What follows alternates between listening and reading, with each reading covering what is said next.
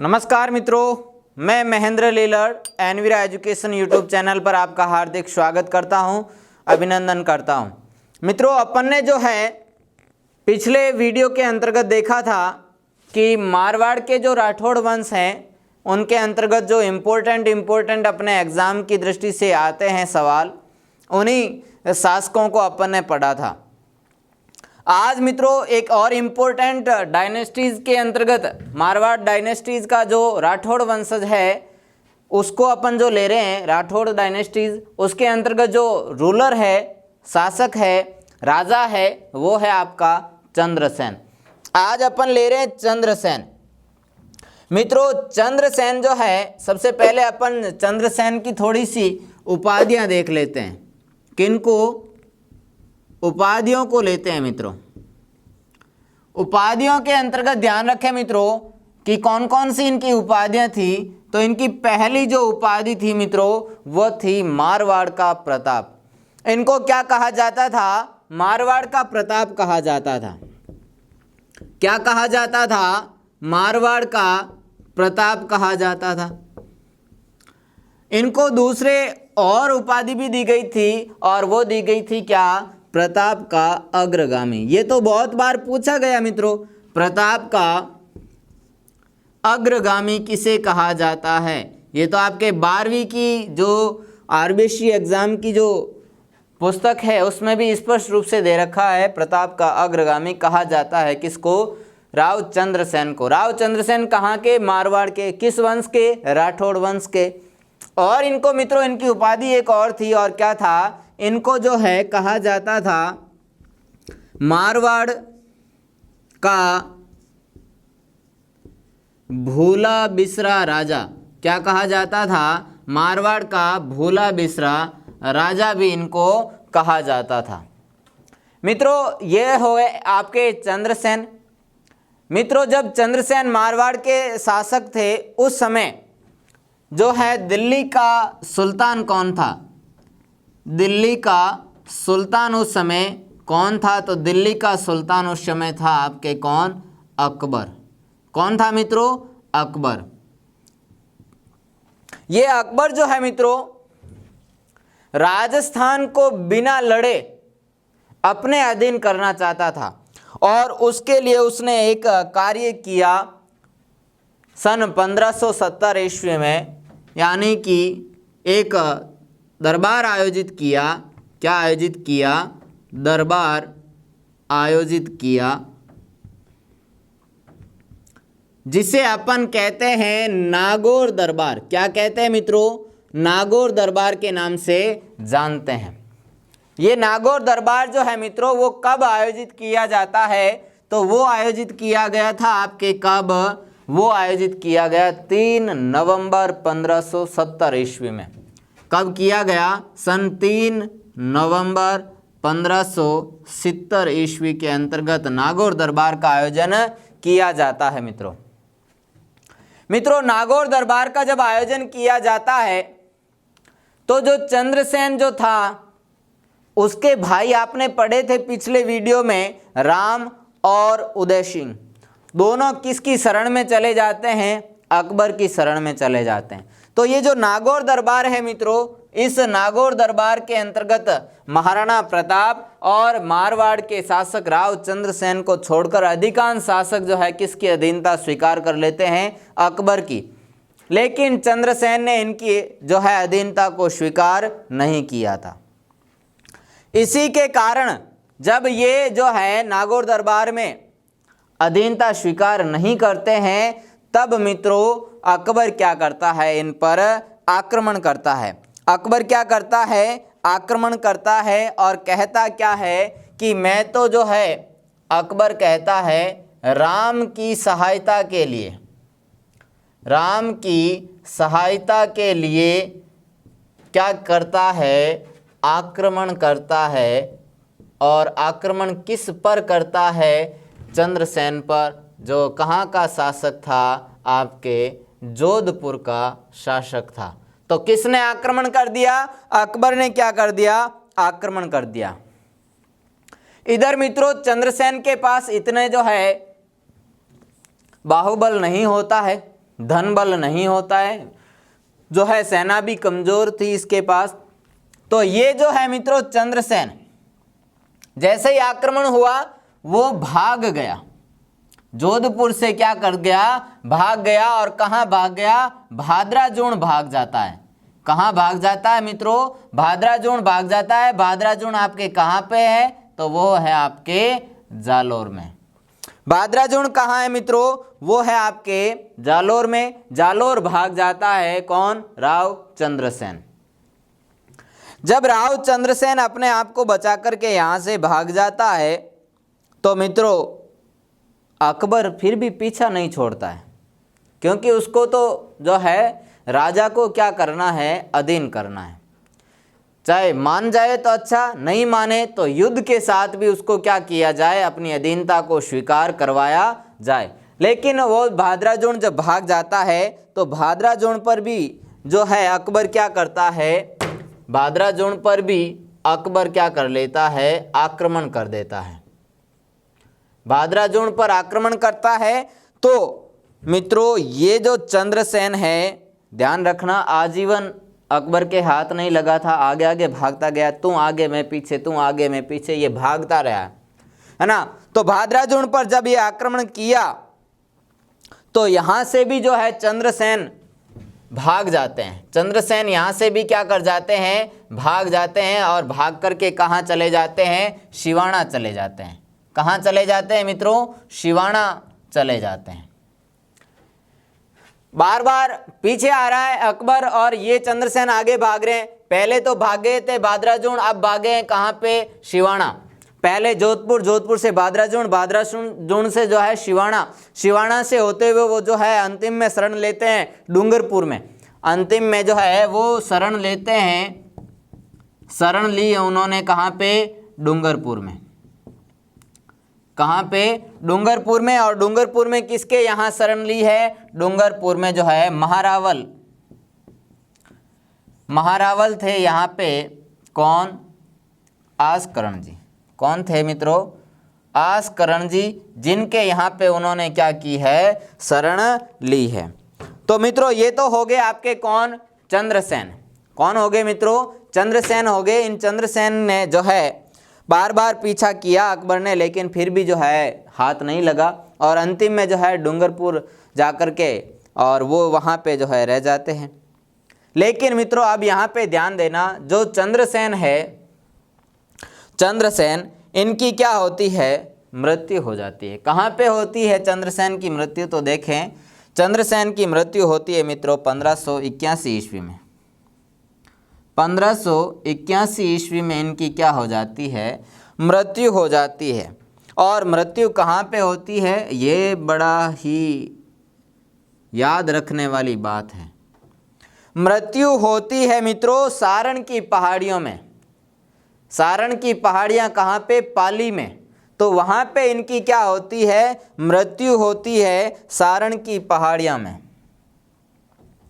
सारण की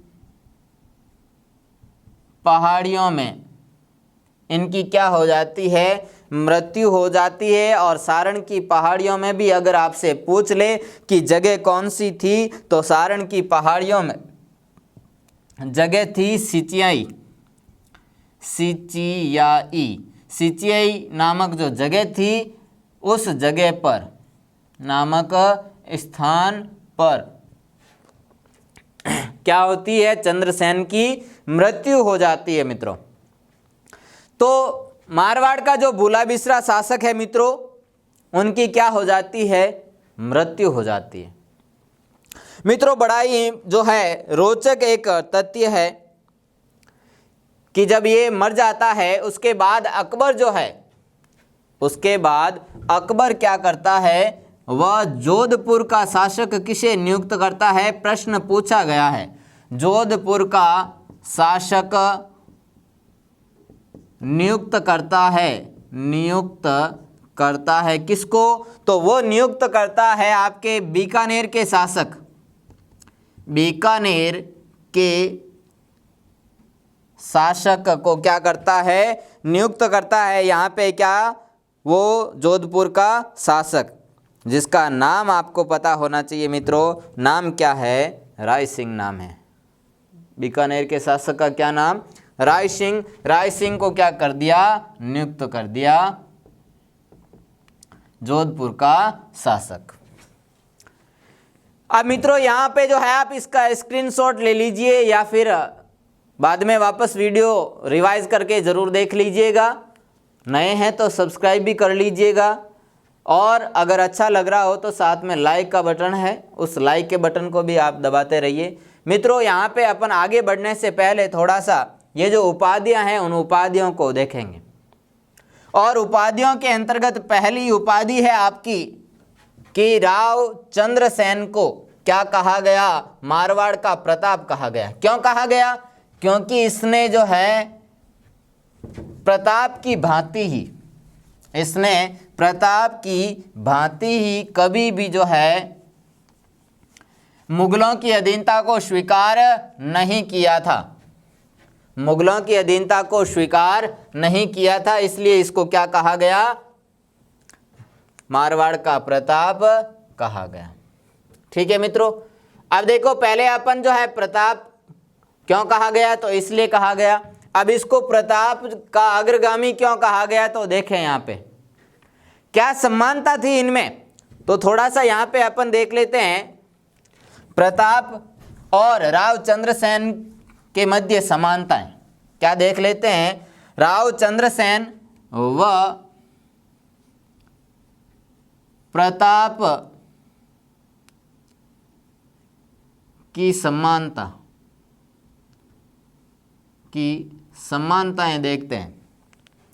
समानताएं क्या क्या थी? तो पहली थी कि वो कभी भी जो है मुगलों के हाथ नहीं लगे, मुगलों की अधीनता को क्या नहीं किया? मुगलों की अधीनता को स्वीकार नहीं किया, है ना। मुगलों की अधीनता को उन्होंने कभी भी क्या नहीं किया? स्वीकार नहीं किया। फिर था कि ये जो दोनों ही थे मित्रों, चंद्रसेन और प्रताप, दोनों ने छापामार युद्ध प्रणाली का प्रयोग किया है। छापामार युद्ध प्रणाली का क्या किया? छापामार युद्ध प्रणाली का प्रयोग किया। ठीक है मित्रों। फिर उन्होंने देखा जाए तो उनमें और क्या समानताएं थी? तो समानताएं ये थी कि दोनों के जो भाई थे, भाइयों ने साथ नहीं दिया। अब दोनों के भाइयों ने साथ कैसे नहीं दिया? तो प्रताप का भाई कौन था और चंद्रसेन का भाई कौन था? ये दोनों ही ध्यान रखना आपको। चंद्रसेन का भाई तो आपने पढ़ लिया पिछले वीडियो में पढ़ा कि राम और उदय सिंह दोनों ही इनके क्या थे? भाई थे, जिन्होंने क्या नहीं दिया? साथ नहीं दिया। और प्रताप का भाई जो था वो था जगमाल ने भी इसका साथ कभी भी नहीं दिया। ये दोनों ही समानताएं थी किनकी? ये थी आपके प्रताप और चंद्रसेन की। तो मित्रों आगे बढ़े अपन और चौथी जो है देखते हैं कि इनमें और क्या समानताएं थी। तो समानताएं थी कि दोनों को ही राज्य के बाहर शरण मिलती है। राज्य के बाहर शरण मिली है, राज्य में कहीं पे भी इनको शरण नहीं मिली है। तो देखे मित्रों, चंद्रसेन तो अभी आपने पढ़ा, चंद्रसेन को तो मिलती है कहाँ पे? डूंगरपुर के जो शासक थे वो थे आपके कौन? आसकरण जी। उन आसकरण जी के यहाँ पे इनको क्या मिलती है? शरण मिलती है। जबकि ये जो प्रताप है मित्रों, इन प्रताप को कहाँ पे शरण मिलती है? प्रताप को शरण कहाँ मिलती है? तो प्रताप को शरण मिलती है मित्रों 56 के मैदानों में। कहाँ मिलती है? 56 के मैदानों में जो है शरण मिलती है। आपने गाना भी सुना होगा कि अमर सिंह को और जो है महाराणा प्रताप को घास की रोटी खाने के लिए मजबूर होना पड़ा, वो यही इन मैदानों के अंतर्गत ही जो है घास की रोटी खाने के लिए मजबूर होना पड़ा था। तो प्रताप को जो है 56 के मैदानों में, प्रताप को 56 के मैदानों में क्या मिलती है? शरण मिलती है। 56 का मैदान कहाँ है मित्रों? ये ध्यान रखना, 56 का जो मैदान है वो है आपके कहाँ पे? बांसवाड़ा में। कहाँ है मित्रों? 56 का मैदान है बांसवाड़ा में। ठीक है मित्रों, ये तो हो गई क्या? समानताएं। इनके कारण प्रताप समझे जाते हैं। अग्रगामी क्यों कहे जाते हैं? क्योंकि प्रताप इनके बाद का है। समय के अकॉर्डिंग जो है चंद्रसेन पहले है और प्रताप बाद में है, इसलिए दोनों की ये समानताएं थी। अब मित्रों अपन देखते हैं कि इन दोनों के मध्य असमानताएं क्या क्या थी। क्यों आज अपन जो है सबसे ज्यादा प्रताप को याद करते हैं, चंद्रसेन को बहुत कम याद करते हैं? क्या कमियां रह गई थी चंद्रसेन में, वो अपन यहाँ पे देखेंगे, है ना मित्रों। तो अपन देखेंगे अभी असमानताएं। क्या देखेंगे मित्रों? असमानताएं देखते हैं।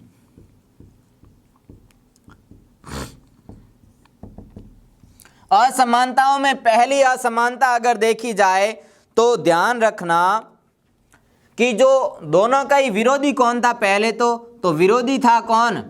अकबर। अकबर के साथ जो है मित्रों चंद्रसेन कभी भी आमने सामने की लड़ाई नहीं लड़ता है। अकबर के साथ आमने सामने की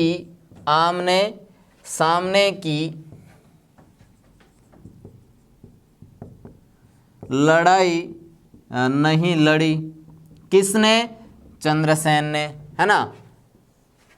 चंद्रसेन ने अकबर के साथ कभी भी लड़ाई नहीं लड़ी, जबकि अकबर प्रताप के साथ दो युद्ध जो है वो दोनों ही आमने सामने लड़ता है। हालांकि हल्दी घाटी का युद्ध यहाँ पे लिख रहे हैं अपन, लेकिन कहेंगे नहीं क्योंकि उसके जो है सेनापतियों के साथ लड़ा गया था। तो प्रताप के साथ हल्दी घाटी व दिवेर के युद्ध में क्या किया? आमने सामने की लड़ाई लड़ी थी। किसने? प्रताप ने। तो पहली असमानता तो हो गई आपकी ये। दूसरी असमानता मित्रों देखी जाए तो दूसरी असमानता थी कि जो चंद्रसेन है उसका कोई भी, चंद्रसेन का कोई स्थायी केंद्र नहीं था, जबकि प्रताप जो है मित्रों, प्रताप ने अपनी राजधानी बना ली थी। किसको? चावंड को। चावंड को क्या बनाई? स्थायी केंद्र बनाया, और स्थायी केंद्र बना करके इसी केंद्र से मित्रों क्या किया? अकबर के साथ लड़ाई जारी रखी थी, है ना मित्रों। तो ये तो हो गई क्या? दो इसकी असमानताएं। और तीसरा मित्रों थोड़ा सा देखना कि ये जो महाराणा प्रताप जो थे, महाराणा प्रताप ने मेवाड़ के अंदर लोगों में राष्ट्रभक्ति की भावना का संचार किया था। तो प्रताप ने जो है कौन सी भावना का?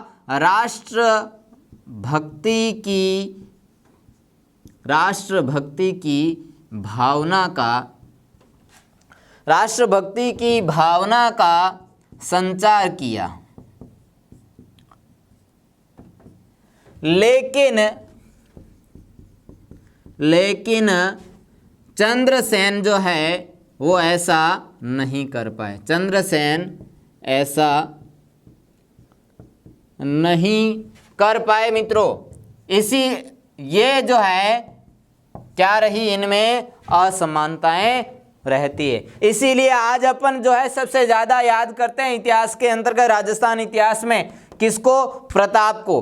लेकिन इतना चंद्रसेन को अपन याद नहीं करते हैं, इसीलिए इसको भूला बिसरा राजा भी इतिहासकारों ने इनको कहा है।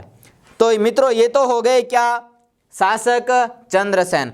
अब मित्रों ध्यान देना थोड़ा सा कि अगला जो शासक है वो अगले शासक है आपके कौन, इन्हीं के भाई है मित्रों, चंद्रसेन के ही कौन है, चंद्रसेन के ही भाई है। और वो चंद्रसेन के भाई कौन है, तो यहाँ पे अभी आपके सामने लिख रहा हूँ, वो है आपके मोटा राजा उदय सिंह। कौन है मित्रों, उदय सिंह। ठीक है मित्रों, अब ध्यान देना, पहली बात ये है कौन, चंद्रसेन के भाई है।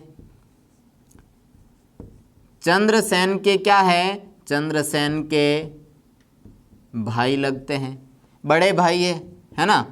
फिर ध्यान दे मित्रों, इनको क्या कहा जाता है, इनको कहा जाता है मोटा राजा, मोटा राजा भी कहा जाता है। ठीक है मित्रों। मित्रों अभी अपन ने पढ़ा था चंद्रसेन, उस समय अपन ने पढ़ा था कि दिल्ली के अंतर्गत दिल्ली का जो सुल्तान है, वो दिल्ली का सुल्तान कौन है, तो दिल्ली का सुल्तान है आपके सामने फिर से लिख दूं मैं, अकबर है। उदय सिंह ने क्या किया, अकबर की अधीनता को स्वीकार किया, अकबर की अधीनता को क्या किया, स्वीकार किया। ठीक है मित्रों, कब किया, जब 3 नवंबर 1570 ईस्वी में क्या आयोजित किया जाता है, नागौर का दरबार आयोजित किया जाता है ना। कब, तो यहाँ पे लिख दूं मैं आपके, नागौर दरबार समय में, नागौर दरबार समय में। ठीक है मित्रों, कब आयोजित होता है, फिर से लिख देता हूं, 3 नवंबर 1570 ईस्वी में। बार बार लिख रहा हूं तो इंपॉर्टेंट है मित्रों, ध्यान दे देना। जब नागौर दरबार आयोजित होता है, थोड़ा सा ध्यान दे मित्रों, बार बार आ रहा है नागौर दरबार, इसके बारे में ध्यान दें, इसका उद्देश्य क्या था, इसका उद्देश्य क्या है, किस उद्देश्य के कारण जो है अकबर ने ये नागौर दरबार लगाया था।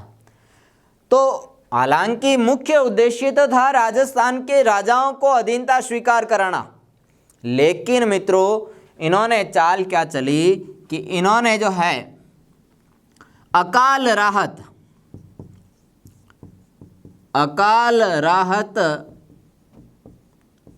कार्यों को शुरू करने के लिए इन्होंने जो है ये क्या लगाया था, नागौर दरबार लगाया था। और लिख लीजिए साहब, पहला तो उद्देश्य ये लिख लिया, दूसरा उद्देश्य था कि राजस्थान के राजाओं को अधीनता स्वीकार कराना। मित्रों ये जो है अकबर और उदय सिंह के बीच संबंध स्थापित हो जाता है। इस समय इन दोनों के मध्य क्या हो जाता है, संबंध स्थापित हो जाते हैं। और संबंध भी कैसे स्थापित हो जाते हैं, वैवाहिक संबंध स्थापित हो जाते हैं, वैवाहिक संबंध स्थापित हो जाते हैं। मित्रों उदय सिंह जो है, इस उदय सिंह के जो है अपन जिसे वर्तमान में जोधाबाई जो मानते हैं, उस जोधाबाई का उदय सिंह की जो एक क्या थी, अपनी बेटी जो थी, पुत्री जो थी, पुत्री का नाम था मानबाई। क्या नाम था, मानबाई नाम था, जिसे अपन इतिहास में जो है जगत गुसाई के नाम से भी जानते हैं, जगत गुसाई के नाम से भी इसको क्या करते हैं, जानते हैं अपन। ये तो हो गया इसकी पुत्री, और अकबर के एक था क्या पुत्र, जिसे अपन सलीम के नाम से जानते हैं, और पुत्र है साहब कौन, जहांगीर। पुत्र कौन है साहब, जहांगीर।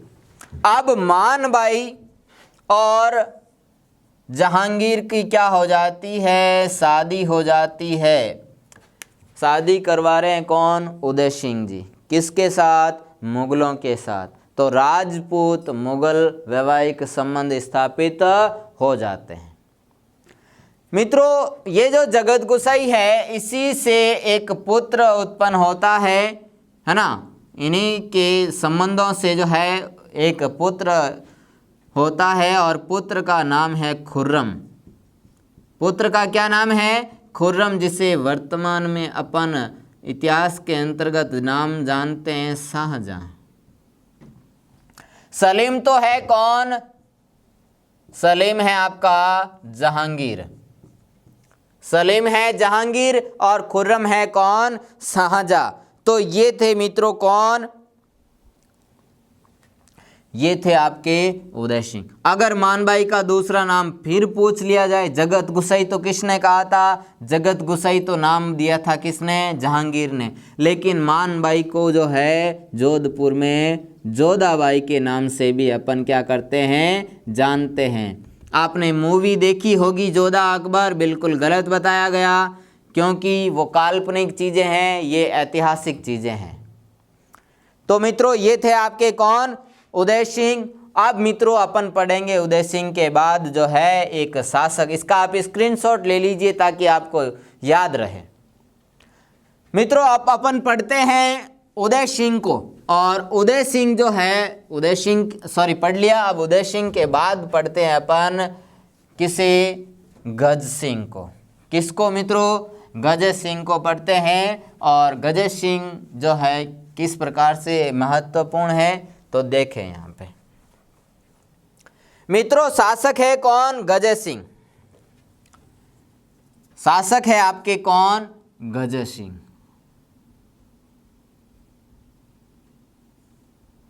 गज सिंह के मित्रों दो पुत्र थे। दो क्या है, पुत्र है। एक तो है आपके कौन, अमर सिंह। एक तो पुत्र है कौन मित्रों, अमर सिंह। दूसरे पुत्र कौन है, जसवंत सिंह। दूसरे पुत्र है कौन, जसवंत सिंह। मित्रों, जो है एक बेगम थी, अनारा बेगम।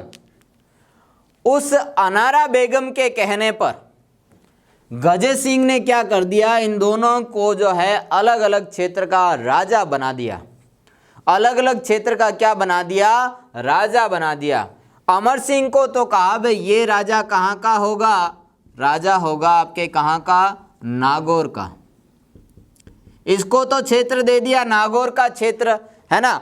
और मित्रों ध्यान देना, जो जसवंत सिंह जो थे वो छोटे पुत्र थे इनके। बड़े पुत्र तो हैं आपके कौन, बड़े तो हैं कौन, अमर सिंह, और छोटे हैं आपके कौन, जसवंत सिंह।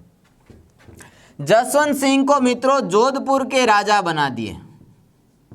किसके कहने पर, अनारा बेगम के कहने पर इन दोनों की जो है क्या कर दिया, दोनों को ही उनके अलग अलग क्षेत्र दे दिए। ये तो हो गई मित्रों इनकी बात। अब मित्रों ध्यान देना, ये जो अमर सिंह जी है, जसवंत सिंह जी को भी अपन पढ़ेंगे, पहले इसको पढ़ते हैं अमर सिंह जी को। मित्रों ध्यान देना कि जो अमर सिंह है उन्हें और किस नाम से जानते हैं अपन, तो इनको मित्रों कटार का स्वामी कहा जाता है। कटार का स्वामी कहा जाता है। ठीक है मित्रों, कटार का स्वामी किसे कहा जाता है, अमर सिंह को। अमर सिंह कौन, गज सिंह के पुत्र। कहाँ के शासक, जोधपुर के शासक। तो कटार के स्वामी हो गए अमर सिंह। मित्रों अमर सिंह जो है ने पड़ा शासक कहाँ के बना दिए, नागौर के बना दिए। कहाँ के बना दिए मित्रों, नागौर के बना दिए। अब ध्यान देना मित्रों, नागौर में जो है, नागौर के अंदर इनकी जो है 16 खंभों की छतरी है। कितने खंभों की छतरी है मित्रों? नागौर में इनकी 16 खंभों की छतरी है। अभी मित्रों ध्यान देना, छतरी को और एक और सब लिखूंगा आपके सामने, वाक्य उसका ध्यान रखना, इम्पोर्टेंट है दोनों ही। क्यों मैंने यहाँ पे 16 खंभों की छतरी लिखी है मृत्यु होने से पहले ही, थोड़ा सा ध्यान देना इसको। तो 16 खंभों की छतरी है मित्रों। अमर सिंह का एक महत्वपूर्ण जो है युद्ध होता है। क्या होता है मित्रों? एक महत्वपूर्ण युद्ध होता है। और युद्ध किस नाम से प्रसिद्ध है आपको पता होना चाहिए। मतेरे की राड़ नाम से प्रसिद्ध है। युद्ध का नाम क्या है? मतिरे की राड़। मतिरे की राड़। राड़ मित्रों किसे कहा जाता है पता आपको? मारवाड़ी के अंतर्गत राड़ कहा जाता है। अगर किसी दो पक्षों के मध्य जो है संतुष्टि नहीं हो, विरोध हो, सामंजस्य नहीं हो, तो उसे क्या कहा जाता है? राड़ कहा जाता है। नाराजगी हो तो उसे क्या कहा जाता है? राड़ कहा जाता है। मित्रों ये मतिरे की राड़ जो है वो अमर सिंह और करण सिंह के मध्य होती। नागौर के शासक है कौन? अमर सिंह, और बीकानेर के शासक है कौन? करण सिंह। मित्रों मतिरे की राड़, ये मतिरे की राड़ हो गई, किस किस के मध्य होती है? तो लिख देता हूं आपके, अमर सिंह जो जोधपुर के शासक और कर्ण सिंह जो कहाँ के शासक हैं? वो है आपके बीकानेर के। कहाँ के हैं मित्रों? बीकानेर के। पिछले वीडियो में बताया था मैंने बीकानेर की स्थापना किसने की, तो आप जो है कमेंट करके बताइएगा बीकानेर की स्थापना किसने की, ताकि साथ साथ में पिछला भी आपके जो है याद आता रहे। अमर सिंह तो है आपके कहाँ के शासक? नागौर के शासक। ठीक है मित्रों ध्यान देना, ये जो मतिरे की राड़ है मित्रों, ये जो मतिरे की राड़ है वो होती कब है?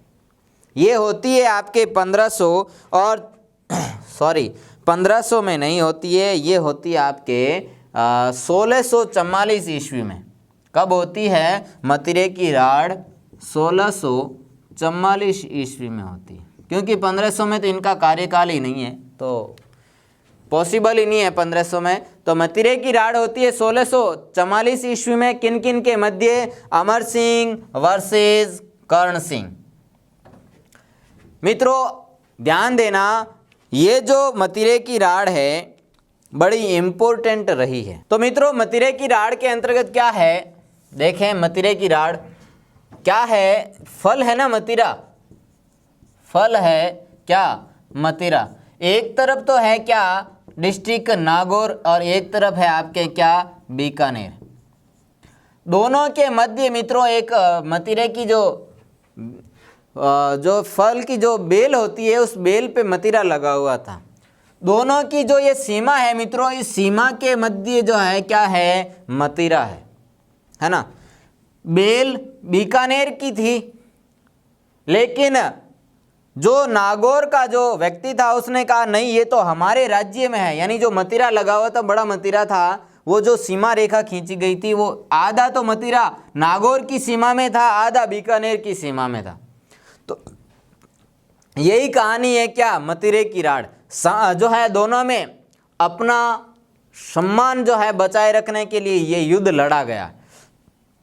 बाकी आपस में कोई जो है दूसरा नहीं था, लेकिन केवल मतिरे के कारण ये युद्ध होता है। इसीलिए इस युद्ध को किस नाम से जाना गया? मतिरे की राड़ के नाम से जाना गया। अब मित्रों अमर सिंह को पूरा लेते हैं और अमर सिंह को बुलाते हैं कौन? शाहजहां।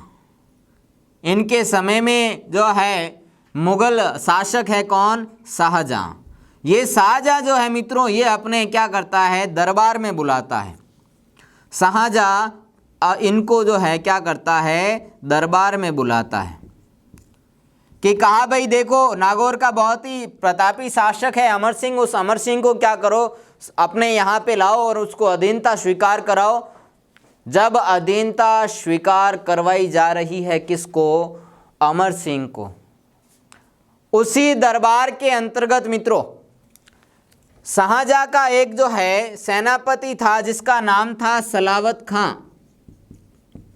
क्या नाम है? सलावत खां। इसने अमर सिंह को कुछ अपशब्द बोल दिए। उसी समय इन्होंने क्या कर दिया? अपनी जो कटार का स्वामी नाम से जो जाने जाते हैं, अपनी कटार निकाली और इस सलावत खां को क्या कर दिया? उसी जगह ढेर कर दिया और मार दिया। सलावत खां को क्या कर दिया? मार दिया। और मार करके जो है अपनी तलवार निकाल करके जैसे ही शाहजहां जो अपने तख्त पर बैठे थे उनकी तरफ जाता है, कौन? अमर सिंह, शाहजहां को मारने के लिए। कि अगर राजा बैठा हो और उसके सेनापति जो है दूसरे राजाओं को अपशब्द कहें, अपशिष्ट भाषा का प्रयोग करें और राजा कुछ नहीं कहें तो ये तो गलत है, और गलत स्वीकार करने को तैयार नहीं है कौन? अमर सिंह। तो अमर सिंह ने शाहजहां पर वार करना शुरू कर दिया। शाहजहां जो है बीच बचाव करके वहां से भागते हैं, दरबार से क्या कर जाते हैं? भाग जाते हैं। और वहां पे उपस्थित जो शाहजहां के पक्ष के जो राजा थे उन्होंने जो है बीच बचाव करके और अमर सिंह को क्या कर दिया? बंदी बना लिया। अमर सिंह को क्या कर दिया मित्रों? बंदी बना लिया। और जहां पे इनको बंदी बनाया गया है मित्रों, ध्यान देना, और जिस दरबार के अंतर्गत जिस दरवाजे से वो प्रवेश करते हैं उस दरवाजे को आज भी अपन जानते हैं अमर सिंह फाटक नाम से। याद रखना मित्रों, अमर सिंह फाटक कहाँ स्थित है? अमर सिंह की फाटक कहाँ स्थित है?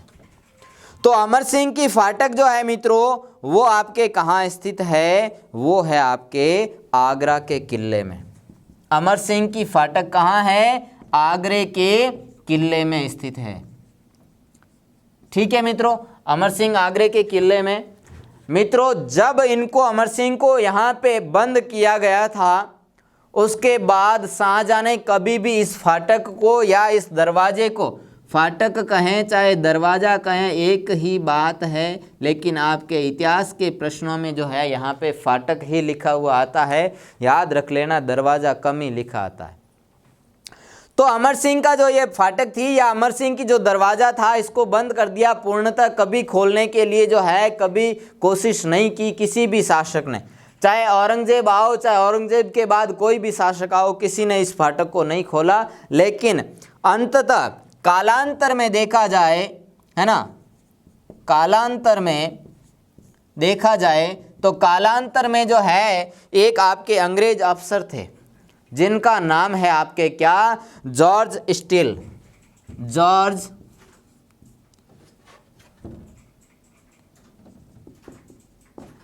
जॉर्ज स्टील, इन्होंने क्या करवाया? इसको क्या करवाया? फिर से क्या करवाया? खुलवाया था।